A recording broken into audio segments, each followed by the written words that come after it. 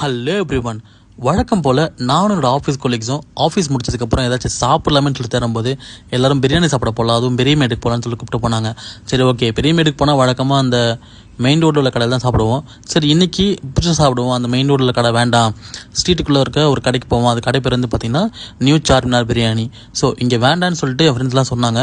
But still நான் தான் compel பண்ணி எனக்கு இங்கே தான் போகணும், இங்கே தான் வந்து டிஃப்ரெண்ட்டாக இருக்குது அப்படின்னு சொல்லிட்டு நான் கூட்டிகிட்டு போனேன். என் தப்பு தான். நீங்கள் அங்கே போனீங்கன்னா உட்காந்து சாப்பிட்றதுக்கு டேபிளாக இருக்கும், உங்களுக்கு வந்து ரொட்டீஸ் இருக்கும், அந்த 65 இருக்கும், தவா ஃப்ரை இருக்கும்.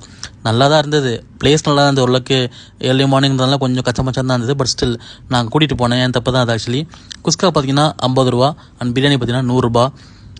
ப்ரைஸு கம்மியாக தான் இருக்குது, அதுக்குன்னு டேஸ்ட் இவ்வளோ மட்டமாக பண்ண அவசியம் இல்லைங்க.